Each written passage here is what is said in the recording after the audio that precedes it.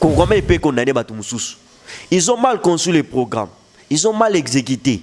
Et c'est normal de continuer à vivre à Kambaboui.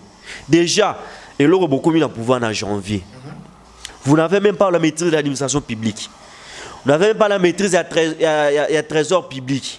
Bon, c'est lancé dans de grands travaux publics. Et puis, travaux. Il ne fallait pas, d'après vous, il devrait d'abord attendre. Ils ont affecté immédiatement quotidien à la population. Le malheur du Congo est la population. C'est l'action gouvernementale qui a imposé caractère moko boyibison sur le nassimo. Mais tant que vous avez écrit à Miyibi, je le dis bien Miyibi. Moi, bazana moto azui parce que lelo ceux qui engagent dans la télé na balabala yibi établi à maman à 500 francs na ko se retrouver na makala. Mais moto a yibi des millions à l'état. On détourné ma. Mais moi en français détourné. Embellir en haut justement, voilà. Pe ba aussi maeti bazana ba réseau na kati nango il y a des officiers militaires, ba officiels bazana kati, ba ministres, ba députés, ba avocats, ba magistrats, ba tono so bobo. Pe au moins ba tongo ne ba fali baza koyemba bango. Et vous voulez dire que dans l'équité na mboka ya bato ba imori belé bongo nembo ngeli boso. Au lieu UDPS, moi aujourd'hui je condamne UDPS parce que bango bazana manette ya pouvoir. Bazana basimi manette mais je ba obetate. Pourquoi obetandeni babi pouvoir on appeler ça qui ba on copes basimbi ça parce qu'il y a 32 ans de lutte à UDPS. On ne devait pas ils attendaient 37 ans. 37 ans. Il y a lutte à UDPS. On n'allait pas nous retrouver dans des conditions de vie. Vous avez dit Parti socialiste, non? De mesures sociales les athées. Ngobilazu, maman a piqué crise. Ça qui est un bassin à foufou ou à d'autres cas, pendant par policier. Avant de prendre de telles mesures, est-ce qu'à consulter qui maman on a ou bazo beaucoup là-bas dans la bango na commerce miki wana? Projet à 100 jours est piloté par présidence. Président on a ni Vital Kamé. Encore. Voilà. Toujours. Il est obligé à surveiller l'exécution de travaux. Sur le plan financier, bon, il y a la présidence. Et bon, il y a des travaux. Il y a eu au moins un débit de décaissement. Affrontement entre les aventuriers, et ils vont massacrer des gens ici. Image au beau gardon, au Brolac, Satan, Mambo, dans le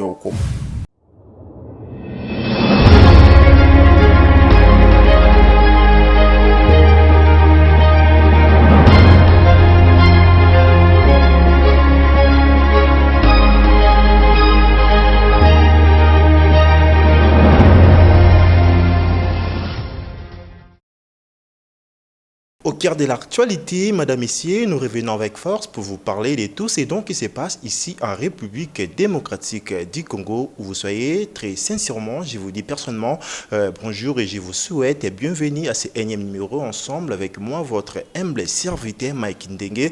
Je crois que vous êtes si nombreux pour suivre bien sûr ce énième numéro ensemble avec mes deux invités. À ma droite, je serai avec Murphy Pongo, c'est un activiste, il est aussi juriste, pour débattre ensemble concernant des thématiques et pourquoi pas na gauche à Rosala Yemokote à Rosala na Gilles Mutoto les journalistes résistants je crois bon après jusqu'à là engagement na yazala ranango et pourquoi pas front parler bien sûr à ce qui concerne les deux thématiques que nous allons commencer concernant ces projets où il y a saut des moutons les financements en question ça fait parler les lots au scellé il y a la Gouli ministre des finances Allo Bamabe les DICAP, Vitel Caméra, le Mabé, ça raison en année.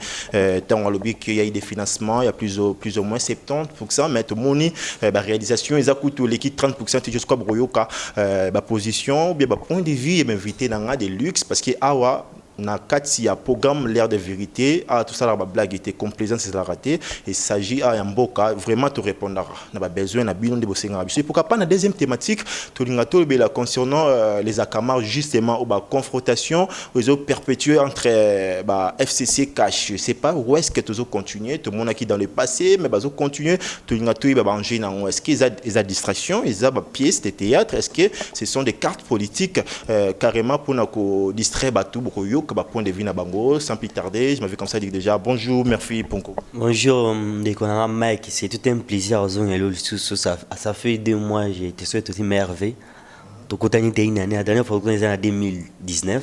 Et puis la PC mère vient à Balanignon sur la chaîne à Bissau. C'est un plaisir de vous retrouver encore. Très bien, madame et messieurs, merci pour moi d'avoir présenter ce sujet à toujours, à chaque fois, tantôt bien arraillé, à la juriste, ça la déjà, ça la déjà. Voilà, Mayara. Julio Mtoto, à Zapina gauche, tanga, et Guboyebe déjà. Julio Mtoto, Mbote. Mbote ndeko Mike, na pesi na mwana mboka waza mopanzi nanga, ndeko na biso yepe na pesi mbote. Obi kombo Murphy, hein? Murphy mbote na ndeko nanga, eza plaisir ya komona soki ba jeune ba eba vanda pour ki ba réfléchir sur l'avenir ya Congo. Ça dit tout ça ma sécurité. Non, ça la dialelo. Madame et Seigneur, on va toujours notre cause est juste et tokolonga. Et ça parce que tous les jeunes ou tous na conscience wana qui mot kezo qui mabé. Déjà pour commencer, na bali na yo merci pongo aux activistes et aux alara toujours wana on landela ba évolution et actualité na mona qui na posté na Facebook. Le salikou raison pour laquelle na bengio. Oui, moi m'a belé parce que na rôle na bino activisme aux alara wana toujours éveillé pour na côté mais là ba mon surtout ma béba pratique à boué ba corruption, ba impunité, tout ça aujourd'hui tout banana mamtali financement à sous des moutons tout cas qui ba promesse belé il y a Félix Tshisekedi alobaki qui ba sous des moutons vous allez inaugurer cadeau ya Noël pour fêter la Noël. Voilà, cadeau s'est transformé comme un poison. Poison pour la bakinois. Non, on a posé question. D'habitude ce cadeau qui a livré ce cadeau mon boito se paye nango. Ce que l'éto se paye nango, cadeau s'est transformé comme un poison.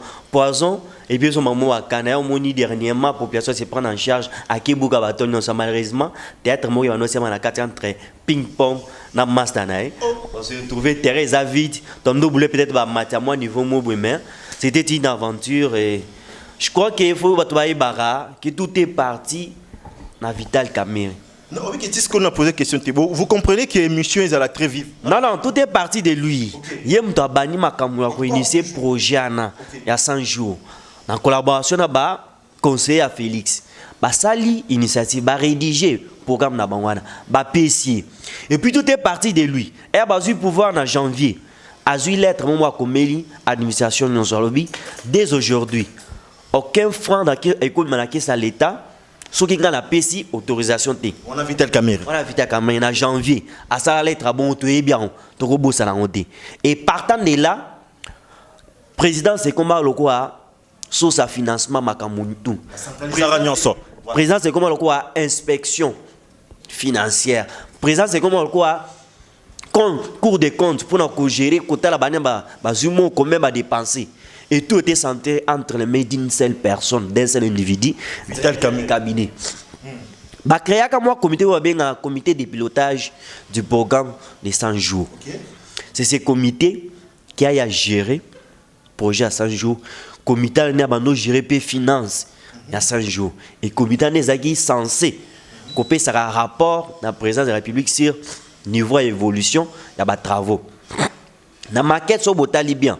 Hein? Pour ceux qui ont à faire des tours dans Kinshasa, bon, moi, là, non, bah, comme source de financement, présidence de la République.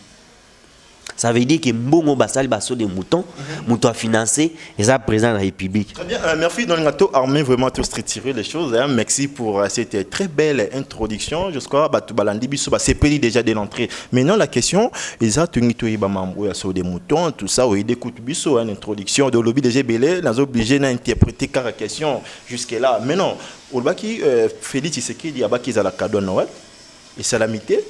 Tous y encore une fois récemment, sur le cas les cas qui n'a top Congo FM pour nous annoncer que sur les moutons qui Kitsuka ils ont inauguré les 31 ce que ça a mis Bolukangai. Mais non, on peut dire aujourd'hui qu'il y a des coups bas na cessé balingité ils ont inauguré ou bien justement ils ont précipitation, ils n'étaient pas préparés tout ça. Non, il n'y a pas question de coups bas, il faut que soit exception vérité. Hein? Les gens doivent comprendre qu'il n'y a pas de coups bas. Okay.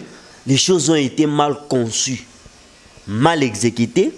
Et c'est normal, tout comme dans la situation à Boué. Vous pouvez imaginer, et là, on a commis durée des travaux 6 mois depuis Babandang, il est là. Et il y a 24 coups. Pour Babandang, le ministre à un moment donné à l'écran de la télévision, il non, je crois qu'ils ont Thomas Lor à l'époque, il non, pour nous des moutons, il y a 24, il y a un niveau à 24 dans RTNC, bah, étude de lobby qui est. Place à les habientés, câble, il y a les zoleka, romina, il y a régi des zoleka. Moi, tout ça là, Moussa les parce qu'il fallait tout creuser en profondeur. Mais je me dis dans un pays sérieux, hein? Mais masala, Moussa Moro Mne le roi, Kokanganzelana, un grand terrain, tu habites sur ça qui ont contesté. il y a toujours une étude d'inspection. Batini, équipe qui est dans terrain, ça va étude de faisabilité. Est-ce que ces sols peuvent supporter charge? Il y a sur des moutons. Et si on va en profondeur, tout le monde est handicapé. C'est après cette étude, ça va, c'est possible de le faire. Malheureusement, dans le système, quand il y a maquillage politique, campagne politique, tout le monde cadeau à Noël, les a sur des moutons. Veut dire, au gros, moutons qui est colo, moutons qui est en Comment on saute des moutons? Donc, comme le roi dans New York, donc, au bas, tu comme ça qui est en assez. Tu es sur maquette, en tout cas, sur ta maquette au lobby, en tout cas, sur chasse comme il bouille. Mais sur d'autres maquettes, au Bassalaki, total réalité, il y a Pompaille. C'est comme si, moi, du solo, il y a l'ifelo, mais il y a paradis. Ce que vous avez Katikati. À Prométhée, il y a paradis, mais tu se retrouver dans l'ifelo. Comment ils peuvent condamner Batumoussous? Ils ont mal conçu les programmes, ils ont mal exécuté. Et c'est normal, tu continues à vivre à Kambaboui. Déjà, et là, beaucoup mis en pouvoir en janvier. Vous n'avez même pas la maîtrise de l'administration publique. Vous n'avez même pas la maîtrise du trésor public. Vous s'est lancé dans de grands travaux publics. Et puis, travaux. Il ne fallait pas, d'après vous, il devrait d'abord attendre. Ils ont affecté immédiatement le quotidien de la population. Qui chasse des aboués, ceux qui ont bloqué qui chasse à Bana, puis na boulevard du 30 juin, 30 Chobeti, Triomphal, le 24, au Kiti, côté de la mission, il y a Lumumba. C'est ça l'entrée principale et la sortie principale de Kinshasa.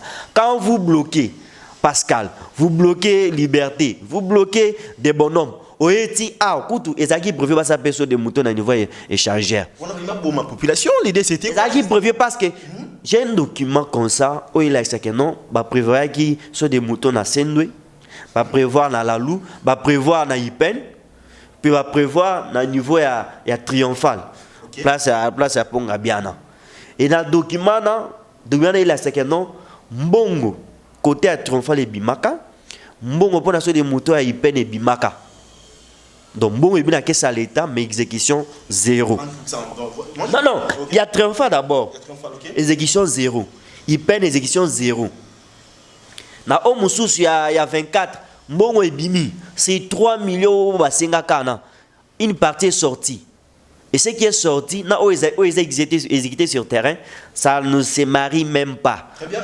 Très bien, merci. Je crois que tu revenir pour nous envoyer Babambo Mouane qui appuie tu as Jules Moutoto concernant cette partie introductive. Jules Moutoto, c'est basso des moutons, saute des moutons, s'il vous plaît. Tu as une abysse ma provocation. Tu as déformé un abysse, déformé et ça saute des moutons, saute et comme il Jules Moutoto la question, tu vraiment qu'est-ce qui se passe aujourd'hui en RDC, embouteillage par-ci par-là, tu aussi les lois te mènent pour tikanga na bureau nanga c'est gagné. Sauter des moutons. Bon, français on a mis ça dans côté parce que sauter des moutons. Ok, dans le bas, il y a un tikanga avec ton véhicule justement de comme ça na bureau ado c'est quand même ok, donc voilà, maintenant bambouteillage za oyo na idée ya ça sur des moutons. Est-ce que l'idée d'abord en soi c'était une meilleure ou bien c'était une bonne idée ou bien déjà dès le début yo zala qui des mechté na idée wana ya Félix Tshisekedi na partenaire invité Cameroun? D'abord, on ne peut pas co-diriger un pays avec deux humeurs, c'est-à-dire au la Tongo ou luka poza na piaka au pesa moi sinon entreprise moko boy bo créer mbala moko ba projet moko pona boy ba ko soutien mbongo à l'état. Non. Oyebi na ebandeli ya libala oyo ba betele sotolo ya Jill. Ya Jill. Dini ce Jill. Ndé ngwana soki Jill soki ndé Jill na tshilo bano. Deal. Voilà. Okay. On dirige un pays partant de plans. Avec le maréchal Mobutu, on avait le manifeste Antiélé. Nakata manifeste Antiélé, ils ont rédigé, c'est-à-dire projet Wanezaki Nakati, ils ont copié c'est le rêve congolais. Okay. Malgré ça qui est exécuté à 80 ou à 50%. Mais au moins tu commences à avoir un sursaut d'orgueil moroboy. Otalinda ko américain tongi, otalinda ko zaïrois tongi, au moins on appelle que non, ya ko sambezate. OK. Toye na bato bakuya bakina bakojo babutu bakojo bakocha biso na na système baza ko imposer biso to ndima ba nyamuleng comme étant ba congolais bango baye na système oyo balakisi bino nde balakisi biso maquette ya paradis mais batie biso na lifelon révolution de la modernité bimi déjà ba kaboli tout ça révolution de la modernité boti 5 chassés nga bien 5 chassés ba misi ba chasser 5 au non chantier boy papa Félix Tango a eu pouvoir na Kabila tant basani ba échange na bango wana ils n'ont pas eu le temps de créer idéologie moko boy ko permettre à ce que le lot congolais azonga na fierté ou tout ça nango d'attend par contre si on regarde la manière dont les choses se fait au Kolbaka Kenon au Izali génération wenge politique tout qui wenge musique tout continue wenge politique au Batobazomi Betatol que non moi j'ai été ministre j'ai fait 25 voyages en Europe j'avais 20 ans aujourd'hui génération wenge awana mais si yo makola on va les recevoir lui faut ce que dit que ça on va les recevoir OK en vrai UDPS plutôt le gouvernement où ils en place baza na projet d'avenir pour le Congo. Okay. Na projet d'avenir tous en quatre tous en ba le préalable majeur et Mboka. La priorité des priorités. Priorité des priorités. Okay. D'abord ezali mai courant na sécurité. Surtout kitina c'est ezali identité. Comment dans un pays comme le nôtre vous avez de passeports qui se vendent à $250 na mbango pour l'avoir dans 48 heures. Mais, chose grave, hein? Et là, on va barater les lots.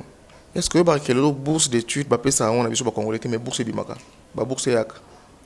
Ah, qui t'a ça? Dans chaque ministère, il y a une bourse de Yak. Sauf que dans le ministère de l'agriculture, pêche et élevage, et Yak. Pour nous, je suis ingénieur dans le domaine de l'agronomie, truc. Sauf que dans le domaine de l'infrastructure, pays d'em.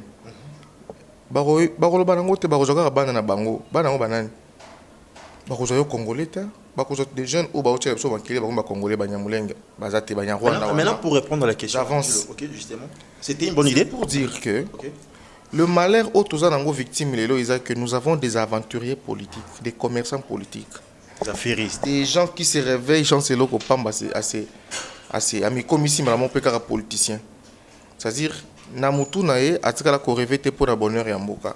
Namutu nae atikala ko revete. Tant encore exemple tango veka komi dirkam. Mbango ki ko bala. Ça dit vivre na célibataire. Avec pe candidat président mais célibataire. Tant bazu pouvoir ki ko bela ko bala. Papa na bamboka lokola ba États-Unis ba France wana même atana bamboko même atana Malawi Malawi ka ya Malawi avant de la candidat président, c'est-à-dire il faut la modèle type moro boya batu moko batu ba rêver. Maintenant là c'est compris. Maintenant la solution pour l'embouteillage, idée ya ça là-bas sur des moutons, on a évité cette idée. Nous partageons compte dès les débuts depuis les dirigeants au Bazako, ils ne sont pas là pour le peuple. Dans un pays responsable, tout baloba que non Mobutu est là Mobutu nzambe a souffrance na Congo.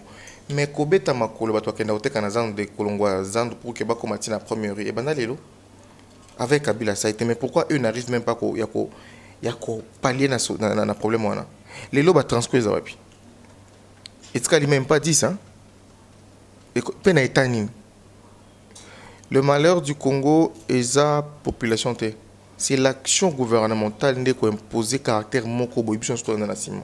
Mais tant que vous avez écrit à Miyibi, je le dis bien Miyibi.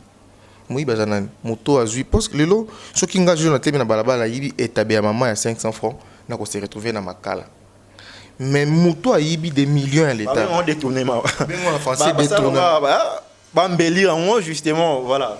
Pe ba aussi maeti bazana ba réseau na kati nango il y a des officiers militaires, ba officiels bazana kati, ba ministres, ba députés, ba avocats, ba magistrats, ba tono su bobo. Pe au moins ba tongo ne ba fali baza koyemba bango. Et vous voulez dire que na l'équité na mboka ya bato ba imori belé bongo nembo ke liboso? Très bien. Parlons finance déjà, tout comme Kochité, concernant cette première thématique. Jules Mutoto, les lots ont un ministre des Finances, c'est il y a le goût et tout ça, comme tout on carrément la confrontation. Il y en a du CAB, Vitel Kamere, du CAB, il y a président de la République, Félix Tshisekedi, président de la République en action entre guillemets, Félix Tshisekedi. la confrontation justement du cas lobby à Robinson Sumbongote parce qu'il va accélérer, il fallait qu'il va continuer les travaux. Justement, il y a lobby qui est déjà financé qui 70%, mais avancée significative exacte. Votre point de vue, qui a raison, qui a tort d'après toi? Na sele ya la goli o azolo baba bimisa mbongo te. Na ye o nani kombo ne chapanga trop. Kaningini. Vital Kamerhe. Kaningini. Quand on a Vital Kamerhe qui ningini kaso kaningini. Dans tout ça, na ono so ba sala. Kingolongolo nani? Kaningini so kaningini. Kingi voilà. Kingi. Na nyoso no so bazo sala wana. Congolo. Ah papa problème? Dans nyonso bango bazo sala wana. Est-ce que baotala que non peuple na biso za nzala? Et Kola Foufou comme ils ont qu'ils en a 1700. 1700. Et Kola Foufou. Oui. Ce que Ebisanga. Tokende wapi. Pour l'heure de 500. C'est pour dire qu'en vrai, guerre, souffrance na biso ezali bitumba ya FCC na cache des souffrances à peuple. Et bon bazo bundana pona ba guerre d'esprit. C'est nous qui vous ont cédé les pouvoirs. Non, nous avons gagné les pouvoirs avec la base. Au moni, aux anakatiwana, confusion wana. Et batoza ko peine nango, c'est nous. Dollar batova qui on a 1600. L'autre qui a 720, 750. Au détriment du peuple. Très bien.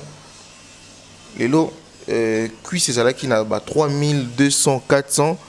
Un kilo cuit c'est combien à 4300. Veut dire bah qui c'est on va majorer au moins 1000 francs. Bah frais académiques. Bah 200 000 matin. Na ifasi que matin je crois 256 000.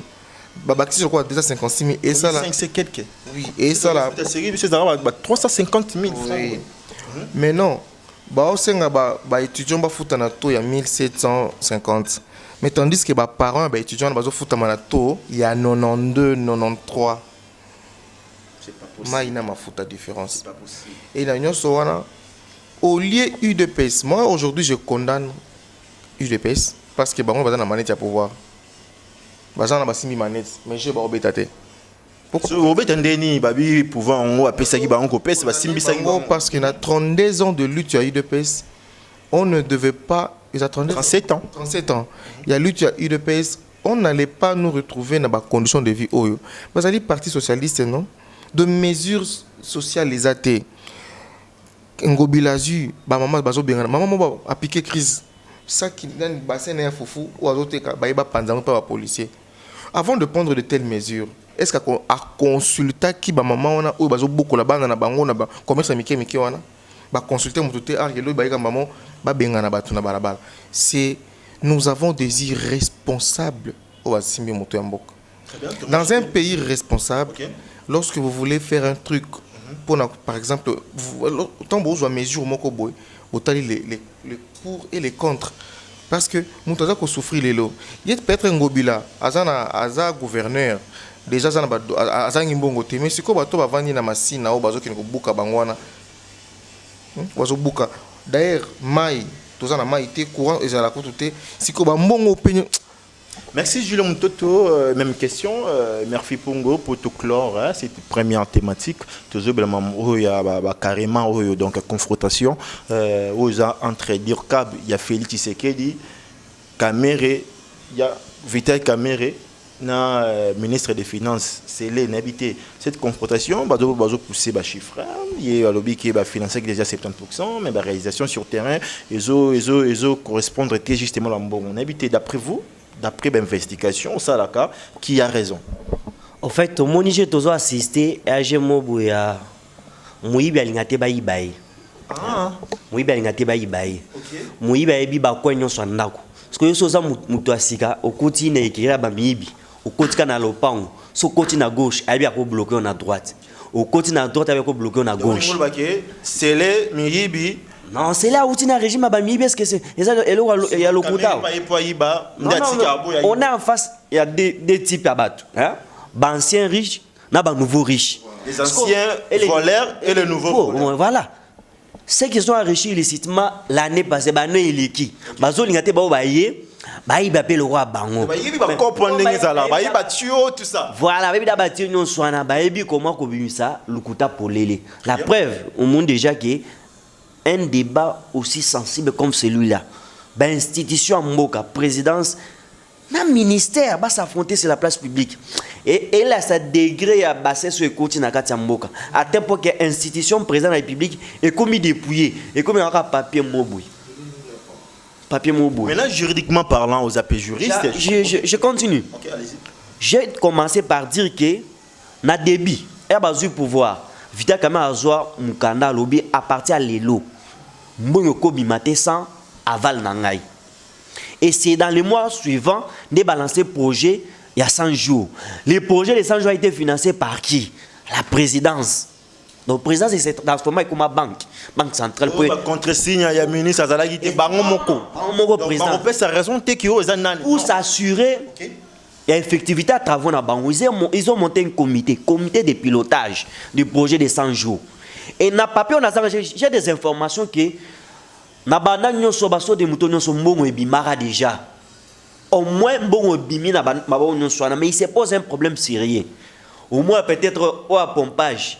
Mbongo bimaki 1 million, mais mbongo ba exécuté, ils ont moins de 1 million. Preuve, ba travaux ici parce que bon basa sur terrain, ba na mbongo parce que entreprise de fonction bon, vous nous financez non travail. Bokati peut sur tokati.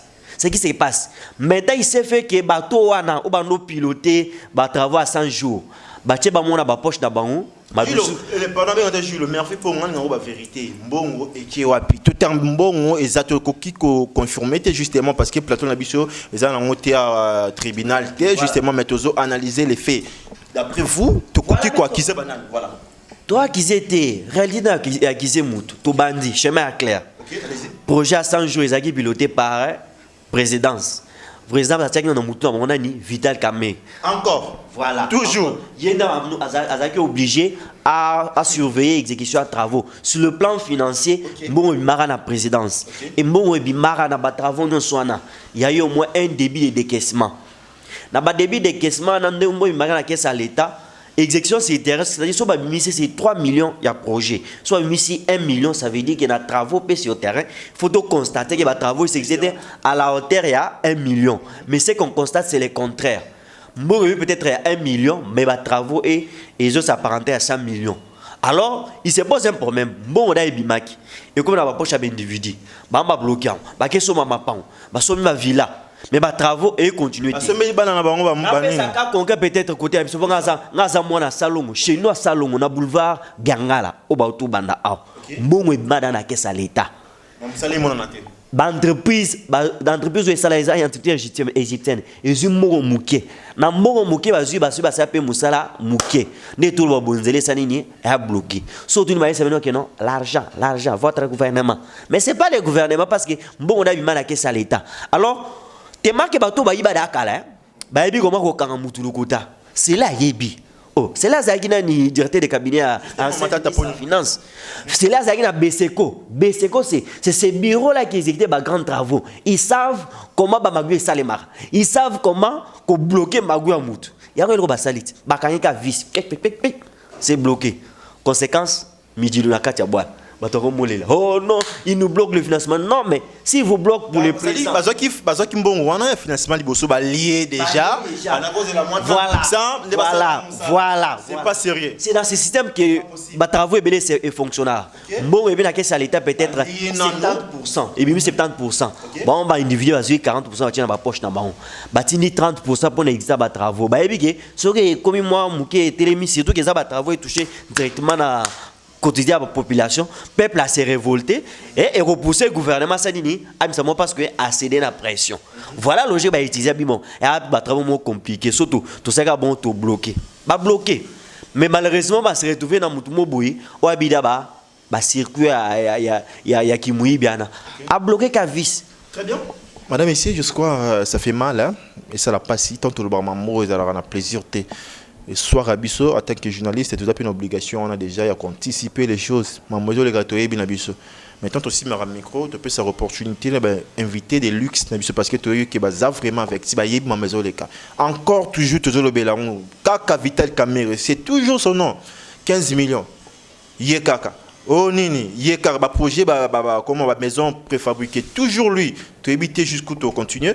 chité avec oui 9 minutes 4 minutes 4 minutes dans la deuxième thématique bah carrément aux entre FCC cash je sais pas biso quoi petit peuple que nous sommes en fait toujours souffrir nango tous alaka tout le belaka mais ça continue aujourd'hui bah comme qu'on tine un peu penser un peu loin pour anticiper les choses qu'on cerner en OP et puis tout le kakoye bah lobby di bosso merci pour à la lure aux hommes maison qui entre bah guerre ezali entre FCC na cash les autres qui conspirent péké il dépasse oyo ba tu ba le baki que ba wana les peuples d'abord tout ça ba qui peut qu'on s'imposer ba bimana mariage wana ou bien ba continuer non ndeko tout la vérité hein moni les peuples d'abord les qui verbes conjugués dans les passés tout ça dans les passés ah, comme une famille d'abord, les poches d'abord. Parce que le peuple d'abord, il y a le soutien. Parce que si c'était vrai qu'ils avaient le peuple d'abord, dans les 10 premiers mois, il y a des socialistes. Tu dois sentir impact direct dans la société. On va dire que ça ligne, gratuité d'enseignement de base. Oui, mais est-ce que gratuité est effective à 100%? Ça pose encore des problèmes. Ça pose des problèmes. Il y a des saut des moutons. Sautez, pardon, s'il vous plaît. Il y a des saut des moutons. Non, mouton, on peut sauter. Il y a un été mouton, on peut sauter. Donc, moi j'ai toujours dit que FCC Cash et Zalaki deal s'est transformé en duel et créé ce qu'on va dire. Deal ba yo kanakat. Voilà tout ça buna boui. Et après et comme une confrontation, tout qui kuna muto a gagné. Donc et bani pe les lotaires à banana na États-Unis. Je vais déboulonner les azongi na Congo. Explication non azongi na Congo va frapper na ba élection ba sénateur. Alléli. Oh non, tu as dit que le gouvernement va faire comprendre la réalité. Azongi, Ake Window, Namibie. Alors, non, un groupe d'individus s'est réuni pour dire qu'ils ont la majorité. Moi, une fois au pays, je vais nommer un informateur. Azongi Namboga, Kabila a bien dit que vous payez ces papiers, vous êtes la majorité. Pap, a nommé Premier ministre. Ou là, ce qu'on peut en acheter, Ake à Londres. Alors, si me pousse, je vais dissoudre. Oubliant que soit lobby je vais dissoudre. Dissolution, il y a Assemblée nationale a pour conséquence dissolution, il y a mariage, FCC cash. Parce que FCC soit macasse, c'est parce que à sa majoritaire dans l'Assemblée nationale. C'est ça sa force. Il y a un oiseau s'imposer. Voilà, mais ceux qui dans le bon, on suppose que ceux qui dans le TV qui dans mon moi soto melate. Ça veut dire que vous avez une intention au dans libala. Alors progresse dans cette intention. Alors comment on peut comprendre que moutou normal à lobby dans libana que non il veut dissoudre l'Assemblée nationale. Oui, c'est une bonne idée. Kataka libala en bamoko. Mais na Congo, comme bon, écoutez, libala ngana kabila place to kotana boyebité. Mara mutulobana boyebani boyebina miopé. Botika biso to continuer. Il a rejeté ça. Aboy mais parce que ici c'est pourquoi bazana. Parce conséquence il y a dans le bac qui dit et comme duel. Duel parce que au lobby mabunda répond à Kinshasa. Akeboui FCC répond à Kinshasa. J'ai un ping-pong. Hein?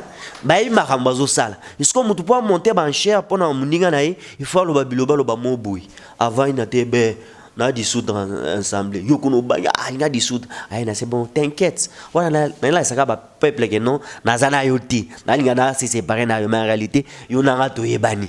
C'est ça la réalité. Parce qu'à chaque fois qu'il essaie de prendre un ton, quand il y a moko, ton équité, azongi enfant docile. À chaque fois qu'il y a matamon mouki azongi.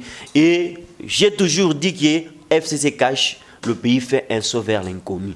Oye comme à lobby, tu es le victime est biso. Parce que nous toi boy, bah on zo bunda, bah ça bah j'ai la ping pong. Mais biso côté poche liboum. Et tout les la car. Et tu continues qu'on les la ti, au moins tu tourner à rond. Donc 5 ans mobile oh. Tout tourner dans les vides. En somme, qui a remis coincé à bien dans dialogue. On peut dire que c'est une transition. Tout le barrette, tout vivre transition. Très bien. Déjà, même question. Julio Mouto, tu as carrément la confrontation entre FCC et Cash, tu as la population, bazo les la trop, il y a les athées, embouteillage par-ci par-là. Est-ce que tu ça quand même change d'après vous, est-ce que politique oyo et que ça peut résister à bien parce que ensemble bazo peut ça na idée biso peut que population tout qui se retrouver d'après vous est-ce que na mboko politicien malonga aza te encore tawapi est-ce que na mboka oyo tozana na ba opposant pena bazana pona ko combattre le système politique ya mboko oyo oyo izana kati Bazata. Est-ce que na mboka oyo nous avons des leaderships, tout ça un système moko créé un leadership fort pour que mboka na bombu tout ça nango. Exact. Na zongi tout ce qu'on a baké non. Bon non so bozo mona o toujours mona na TV na ba radio bo bimbenga ba politiciens, session de commerçants politiques. Bango batekaka ba projet nengani aya na projet na moko ke non te ngandi na za bona zo senga dialogue to foto ke na dialogue. Ba tshela ngo pression ba ke na dialogue, ya bénéficier na gain de cause na. Le temps que nous sommes en train de passer tant que peuple ezali lokola. Moni les jours to kufa na bamboko to kufi. Tant to kufa pour liwe koya. Tant liwe koya, tant que na paradis na jugement et pas tata nzambe. Ndamba otala pentel penda boy. Yo. Julio. Oh ça ni na lifelo. Oh, papa, mais déjà na Congo na lifelo. Ah na comprendre bien c'est retrouver. On continue à stage.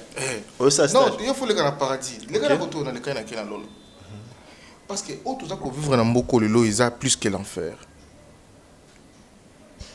Tout ça vivre lelo na Congo ils a na mona ba mitema mais les politiciens congolais na ebité makilo ba kenda komela tango ya ba initiation na bango na bango. Bamela makila non tant basala ba pacte na bango les ba pacte makila ba on peut déjà. nan j'ai nanini mertirere merturu rerere ritarere rorota c'est quoi et qui pense que non bon ils en ont ngoni bato monela que non le chef de l'État Félix Antoine Tshilombo aza chrétien n'importe quoi chrétien ngoni na discours na yemo lobi que non je sers y aza ko servir mertirere mérite morote mororire rorita. Revenons à la question. Tu connais que c'est une chance Natikala jamais copé sa bango chance parce que nga au moins na ibi vérité que non c'est une bande des aventuriers politiques. Très bien. Le jour où bango bakosala makambo, nous avons des problèmes majeurs ya mboka. Ba tabelon sur yango non, tout ça sont des futilités. Lorsque le pays ne sera plus dans l'occupation, lorsque le pays ne sera plus dans ce que nous avons aujourd'hui, on ne parlera plus de futilités tout ça nango lelo. Trop le belango te. Inflation on dirait kologa. Nous avons besoin des gens au Bakoya, au Baïba tabler ce que non, on a parcours, par exemple, dans 2 ans ou bien dans 1 année, on a pouvoir.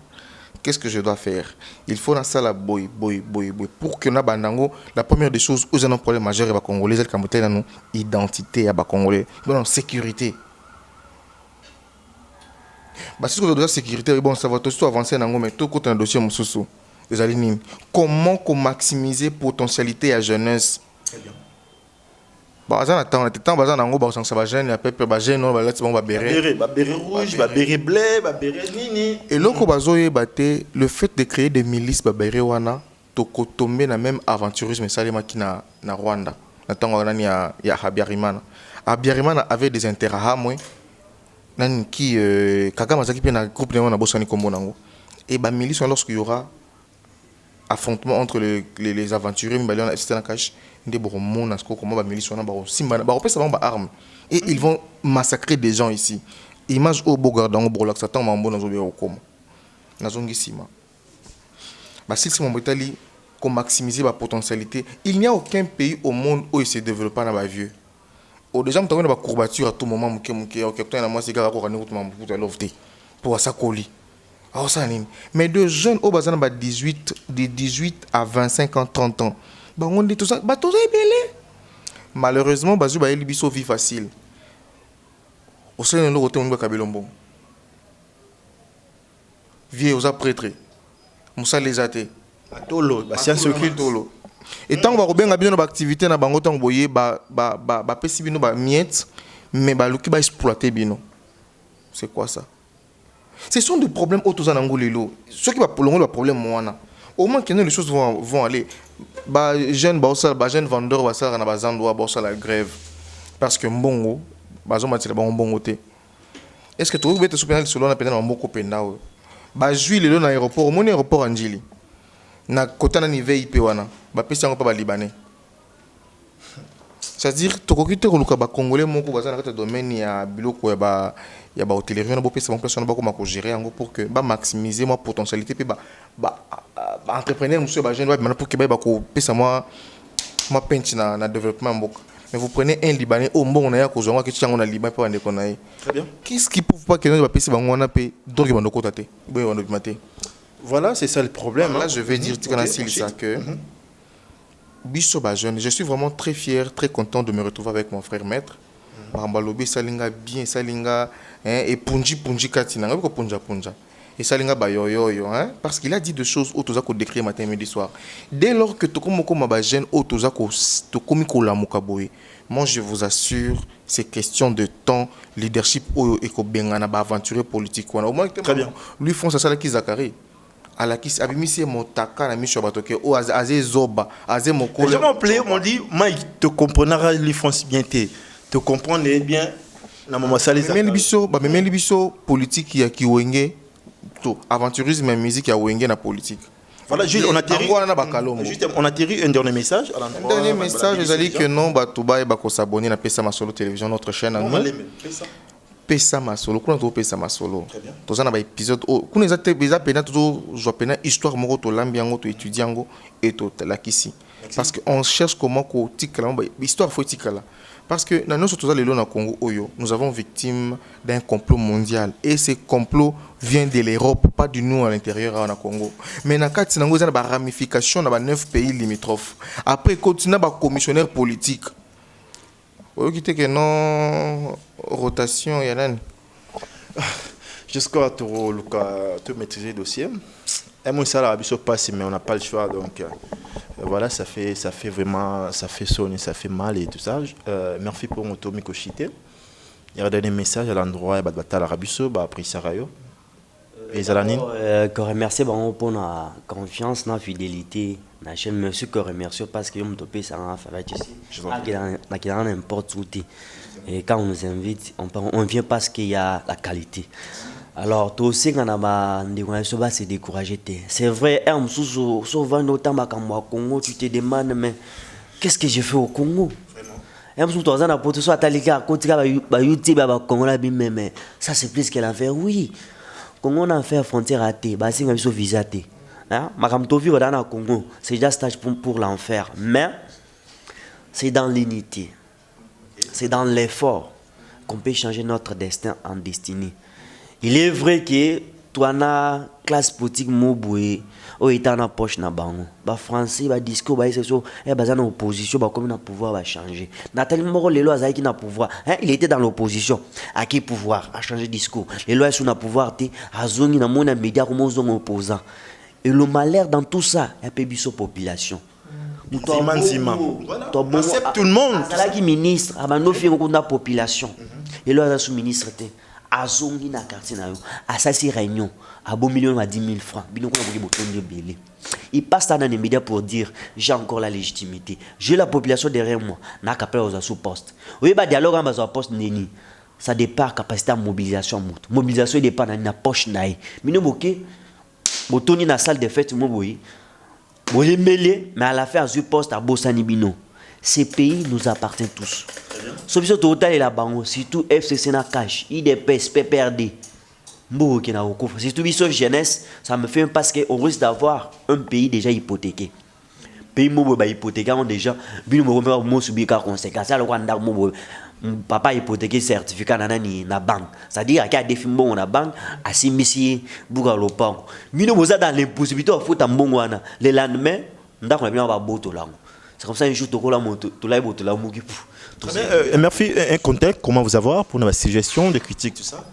Pour ceux qui veulent m'avoir, je suis disponible sur plus 243 81 57 62 731. C'est le même numéro que j'utilise sur WhatsApp. Plus 243 81 57 62 731. Je suis aussi sur Facebook dans Kobala, Murphy Pongo, M-E-R-P-H-Y, Pongo ça M, P-O comme aigle, na Bangal. Alors, numéro est Zanato Bengi Sigo illégal. Sauf au fini, mais si tu veux donner des. Parce que mon est jeune, on commet des erreurs, mais on se corrige à travers nos erreurs. Très bien, madame, messieurs, ça en est fini pour ce énième numéro. Nous étions avec Julio Mutoto, journaliste et résistant. Il est bon, le numéro est déjà, donc ça ne sert à rien à appeler ça. Bozaza l'avons déjà. Et puis, tout à l'heure, qu'une juriste, vraiment, à travers déjà, la barreau, Ah, il y a la barre, il y a Bandundu. Bandundu, voilà, na barra Bandundu, azapi activiste, na kati ya mouvement Vichy, vigilance citoyenne, bien sûr, nandeko Senga, Glo Asena, il faut dans un prochainement, voilà, tout, mais quelqu'un qui réfléchit concernant ces deux thématiques, ça fait mal. Maintenant, j'ai toujours l'habitude de les dire, notre cause est juste, Tokolonga, allez, bye.